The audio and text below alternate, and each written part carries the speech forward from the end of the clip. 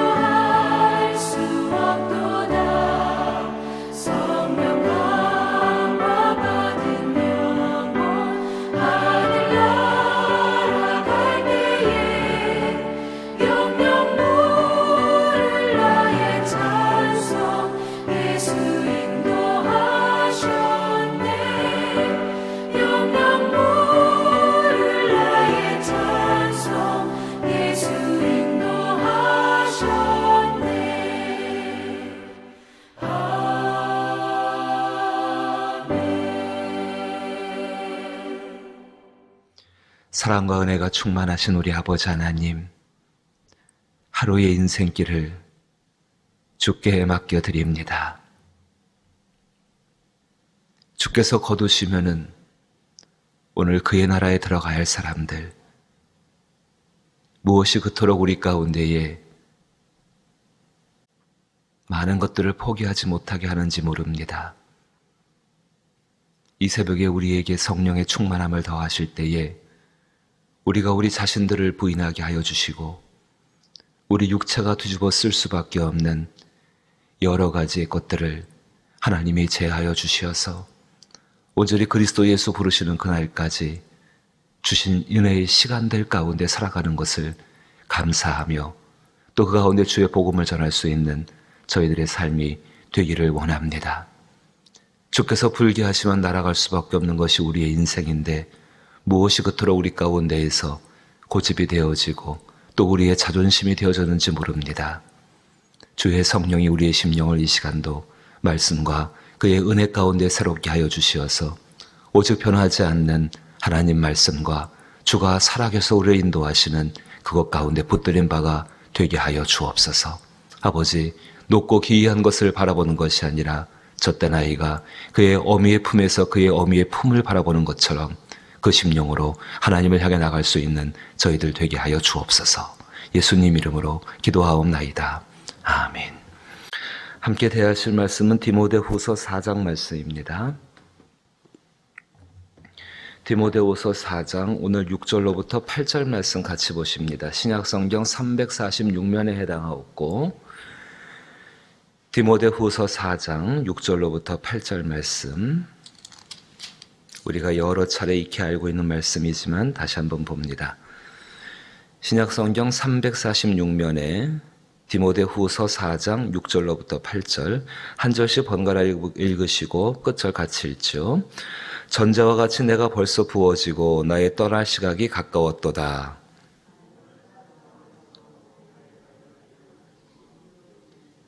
같이 읽죠. 이제 후로는 나를 위하여 의의 면류관이 예비되었으므로 주 곧 의로우신 재판장이 그날에 내게 주실 것이며 내게만 아니라 주의 나타나심을 사모하는 모든 자에게 도니라. 아멘. 오늘 사도 바울이 6절에 죽을 때가 가까웠다는 것을 이야기합니다. 전제와 같이 내가 벌써 부어지고 나의 떠날 시각이 가까웠도다. 사도 바울의 이야기뿐만 아니라 우리 모두에게 주어진 가까운 미래지요.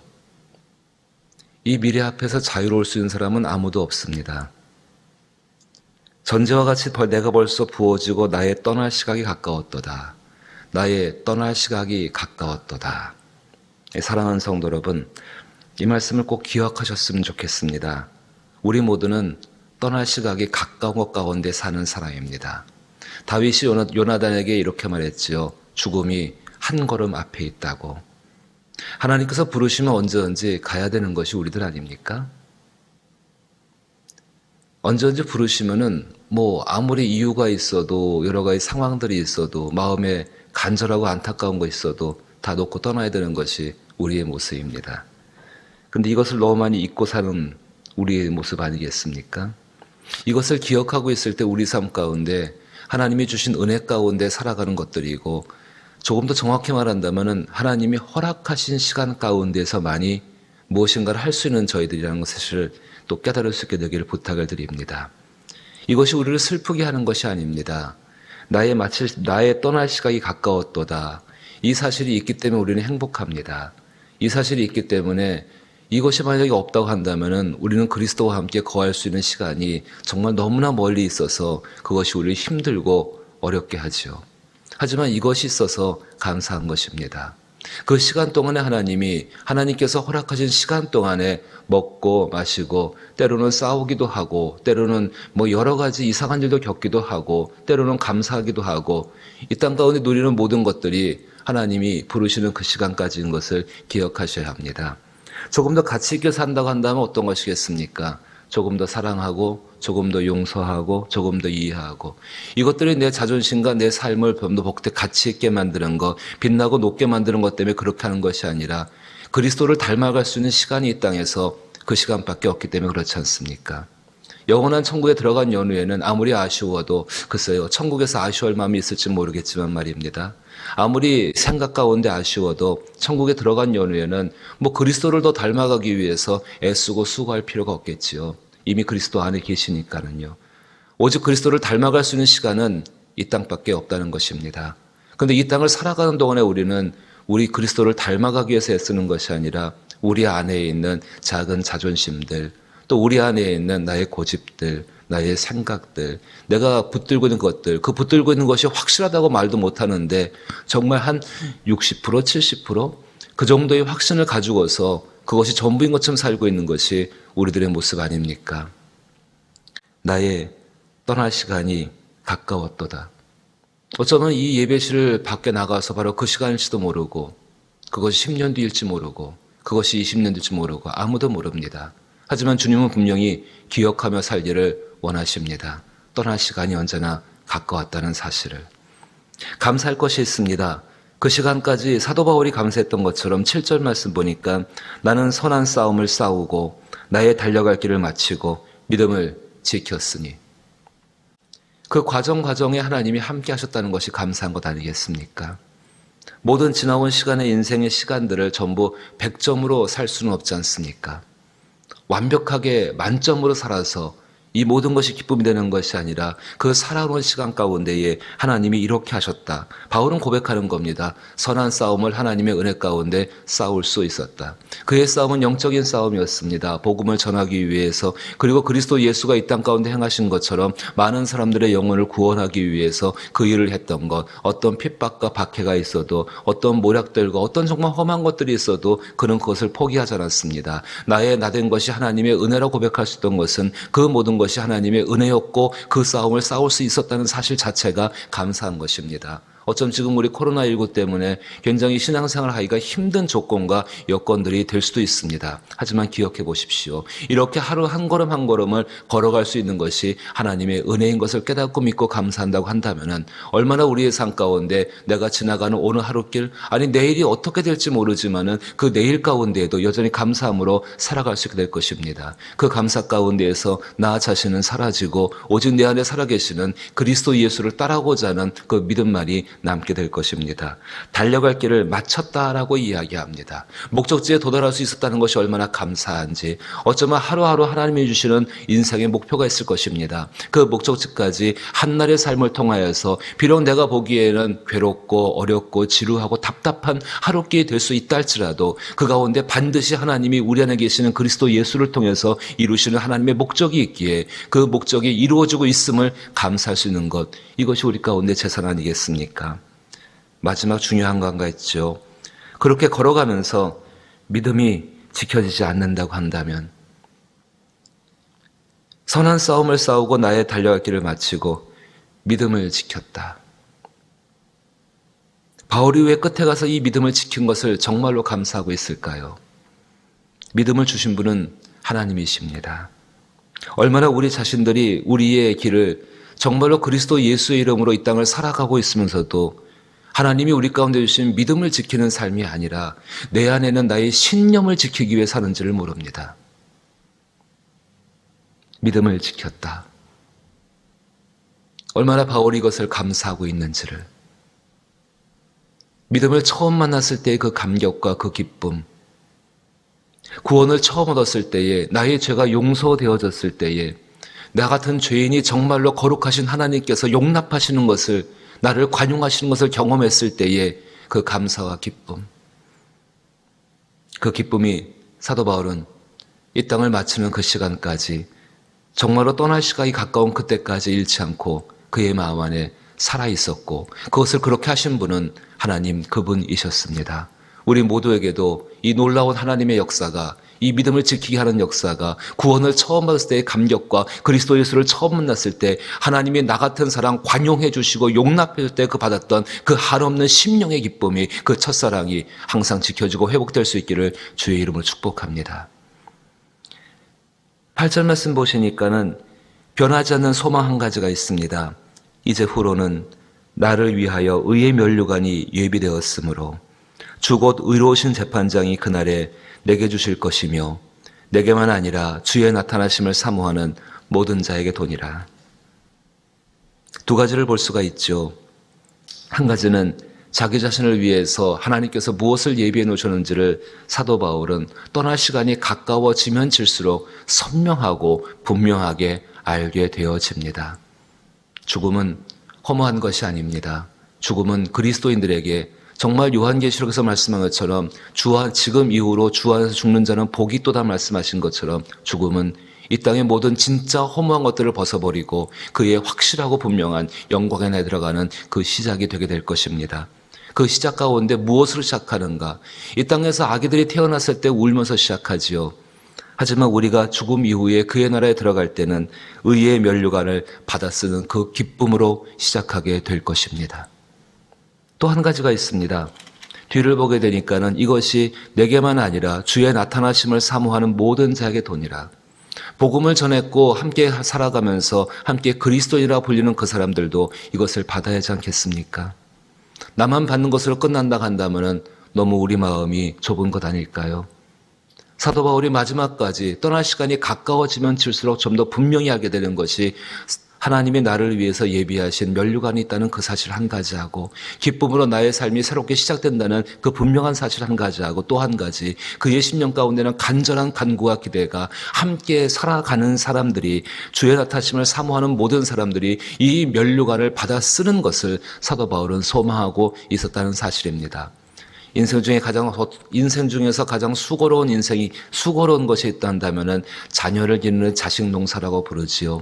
복음을 전해서 그를 온전한 사람으로 세워가고 양육하고 바꿔가는 것, 정말 그것이 영적인 양육이 될 것이고 영적인 부모로서 살아가는 삶의 모습이 되게 될 것입니다. 어떤 부모도 이 땅을 떠나면서 자기 자녀가 잘못되어지고 자기 자녀의 삶에 대해서 그렇게 그냥 방임하고 떠나는 부모는 아마 한 명도 없을 것입니다.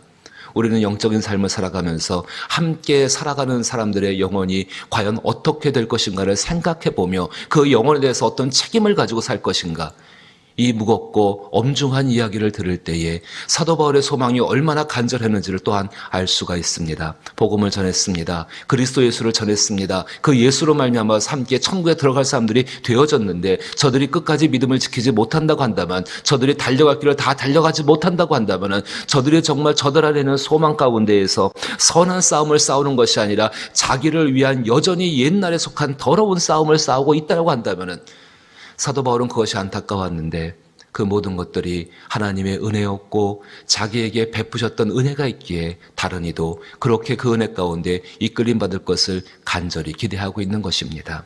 바울은 로마서 가운데 하나님의 성령은 우리의 소망을 부끄럽지 않게 하신다라고 분명히 선포하고 있습니다. 우리에게도 동일합니다. 오늘 우리가 갖는 소망이 어떤 소망인가에 대해서 조금 더 생각해 보셔야 합니다. 분명히 우리 앞길 가운데 의의 면류관이 예비되어져 있고 그 새로운 날들이 우리 가운데 주어져 있습니다. 그날을 위해서, 그날에 살아가기 위해서, 그날에 이를 때까지 그리스도를 닮아가는 모습 가운데 우리는 정말로 진력을 다해야 될 것입니다. 또 한 가지, 나의 삶을 통해서 다른 사람들이 믿음을 잃지 아니하고 여전히 선한 싸움을 싸우며 그들이 달려갈 길을 달려갈 수 있게 하기 위해서 나 자신을 지키고 그들의 삶을 돌보는 삶 가운데 힘을 쓰십시다.